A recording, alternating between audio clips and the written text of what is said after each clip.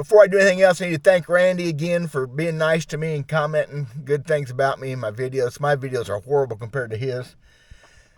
I was accused a while back of sucking up to him. Whatever. You know what? Randy don't owe me nothing. I owe him very little. We just what we are. Just regular folk, regular fishermen. He's obviously been so much further than I ever made it. He's done so much more. But the way he takes care of guys like me and Chris and stuff, it's just awesome. Randy, thank you. I appreciate it. Hope we can keep this going for a while. Now, I'm going to play on you today. This one's on you. Kind of. This is so much not how I wanted to do a video. Freaking nasty out here, y'all. So I'm going to get back in my truck. My wife's working in the restaurant here. I don't want to make any noise bother her. I'm still embarrassed to do videos in front of her. What do you think of that? Well, whatever. I'll be right back. I'm going to get in this truck where it's warm because it's nasty. I tell you that. Yeah, this is getting old, isn't it? I mean, it is for me.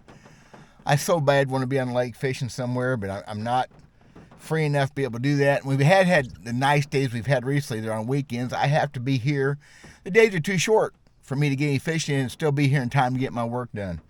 It's shortly after 2 o'clock. I got to start before 2, getting a fire going, getting the restaurant warmed up. Because we can't keep a fire going 24 hours a day. That's another issue.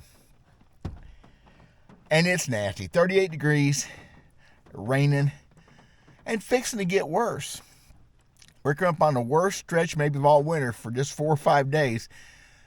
Highs of 11, 12, and 13 3 days in a row. So you can understand my depression. We'll talk about something. First off, I'm a jig fisherman. Do you know that? Man, I love fishing a jig. This can go back some old time stories and some newer stories and some things I like to do. And I don't know if it'll be anything that'll help y'all, but it sure worked at one time.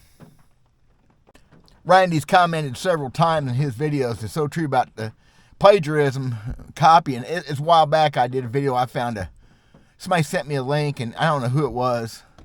I didn't pay attention. I didn't watch much of it. It was even copied off of me. You can tell when somebody does. It's like reading from a bad playbook. They don't know what they're really talking about. But I'm going to play off of him on one because he had a great video, and it ties together with several things that we've done together apart, and his hero, Terry Thomas. So the quickest way to get into this, which you know how I am, I ain't quick. Dardanelle, 84-85. Red man practicing. I was in one of the Spadder Creeks. I really don't remember which one. Somebody, I think one in the bridge in the back, I think. It's big. Anyway, Spadder Creek. I come around this little island knoll, and here comes a boat towards me. It's Terry Thomas. And this is April or May. The water's typical Dardanelle chocolate. And I have a flipping stick in my hand with a black and chartreuse jig and a #1 jumbo black Uncle Josh pork frog, which Randy will tell you. That was, man. But anyway, he's coming towards me, and we cut 15 foot apart. I go around him. And of course, it's Terry Thomas. He's a master. I watched him. How you doing? How you doing? That was about it. But he had a black and chartreuse jig on his flipping stick with this glowing blue whatever. Now, this before the salty chunks, before the fake pork. It wasn't a pork frog, though. That was before Uncle Josh had a blue pork frog, I think. But yeah, I'm sure it was. That was the late 80s. But it was glowing blue. I don't know what it was. But I remember that black and chartreuse, same jig I was throwing, basically same color anyway, with that blue chunk. And you don't forget, you don't pass up on stuff like that. You steal. That's something you steal. He let me have it. I stole it. Absolutely. And Randy's right. It's a heck of a jig color. Blue and dirty water is crazy. Black and chartreuse is the best dirty water jig color. As far as I'm concerned, it's the best. And oh golly, in the spring, when the water's foot visibility, preferably less, 6 inches is better. Oh yeah. So I never forgot that. It was a year or two later. I was in the Osage Arm of Truman Lake, and I went in I was up a little creek, and I went in one side, and Terry Thomas on the other bank. Now, he was practicing for a Central Pro-Am. I was practicing for guide trip. I had a guide trip the next day. I was looking for fish for a guide trip. I hadn't been on the lake for a while. I've been fishing Lake of the Ozarks and Table Rock and other things. So I went down on purpose, and I fished this little flat, go in his pocket. I come around to the other bank. I come back towards him, and I hid behind a little point. And I got down and got a jig out, and I put a big blue chunk on it. I think it's a salty, Gina Rue salty frog. So he come to the point. I'm on a trolling motor, and I'm not saying that. I say, hey, what's going on? He said, man, what are you doing? I said, I'm just playing around. I got a guide trip. I said, this is yours. I'll leave you. I said, you catch anything on these? I picked up that rod with that jig blue chunk. He said, he shook his head. He knew exactly what happened. It was hilarious. What a great fisherman. There was a man right there who had some BSS success, but if he would have pursued a national career, he'd have made it easy. Genius thinker. So there you go. Next thing. So I had several variations of the black and chartreuse jig. But I had two more over the years that I really got to love, and I'll tell you about the last one first. It was a 90s thing, and that was Uncle Josh came out with their pork frogs in two-color combination, trying to keep up with the plastic market. By then, the plastic market was making pork frog copies and things like that. And they had come out with the A colors, 11As, 1As, and that would be a black or brown or blue, whatever back with a different color on the fat. And they had a black and chartreuse that I fell in love with. It won me a ton of money at BSS here one day in 96. Anyway, that was my thing. But I'd got away from something else. And why you get away from things? Okay? In the mid to late 80s, I don't know why I did this. But I came up with the ugliest jig color combination I ever had in my life. And y'all, for 5 or 6 years, from 85, 86 up into 90, I whacked the fish on this thing and probably didn't throw it for 20 years. The black and chartreuse, that's the Arky style jig that I make, live rubber, of course, because you can't beat it. And check out that trailer. That's one of the like the Guido bug that I make. Ozark crawfish. It's different, kind of the same. Black with red pinchers.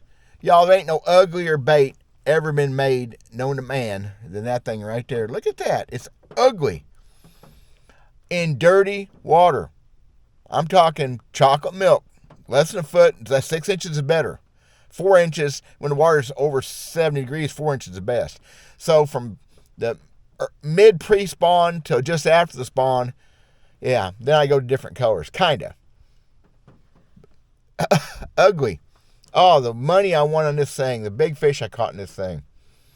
And I don't know why. I don't remember what made me put together. I remember the day it happened. I was practicing for a tournament. And I was fishing jig with a pork chunk and a jig with one of Guido Hibden's fire call trailers.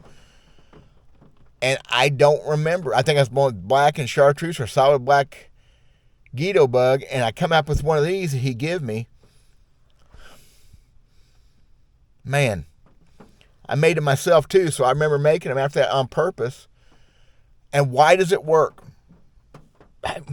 Or does it really work better as a confidence thing? I know it. That first day I ever did that was post-spawn fish, just barely post-spawn that year, 85. Well, practicing for the tournament. I've talked about that tournament several times on my show here. And I put that thing on and immediately caught a 4-pound bass. It was a 4-pound bass that got me in trouble in the tournament. That's a whole other story. We made problems. Anyway, yeah, very first pitch with it. So I stuck with that thing for a long time. But I guess when Uncle Josh come out with their 2-color pork frogs, it got me changing up. I don't remember. It don't really matter. I'm just saying I have a big history with this. And this one, I went in my boat a while ago and pulled out a bunch of stuff I wanted to talk about. And I dug this one out of the box. I had it rigged here. That's from last spring. And we never had dirty water. Now, I caught him at night on it before, too. And no rattle, although rattles work. I'm not a big rattle person, because everybody else is. But there's just some stories back in there in the days. I don't know how much money I won that jig over the years. But that black and red trailer was the cat's meow for me. So there's my Terry Thomas, Randy Blaukat copy video. And something that would work for me for well over the years. We have to have the watercolor. And I had last 2 years since I came back to tournament fishing more serious, I have not been in a situation where I can fish watercolor in the spring when it needs to be. I've been in this freaking clear ass water in lower Lake of the Ozarks and it's just wearing me thin. However, 2 years ago, Memorial Day weekend, Memorial Day Friday, my buddy calls me up and says, hey, let's go fish. I said, you got to be kidding me, Spanky. It's Memorial. Well, we'll go down. We'll be done before people show up. And we fished about 1 o'clock that day in the upper Lake of the Ozarks. Randy knows real well what ramp we put in at. And I had a fantastic 4 or 5 hours. I caught about 18 pounds by myself, including this fish on squarebill. But the bulk of my fish came on that bait right there. Post-spawn fish, a couple weeks after the main spawn was over, probably 3 weeks past. Fish about a foot and a half of water. You couldn't see 8-9 inches, and that was the bait. And I'm tickled to death of it, y'all. There you go. How's that for a story? Thank you guys for watching. God bless. Thank you, Randy Blaukat. I just can't wait for some days to throw this thing, man, because it's nasty. Bye.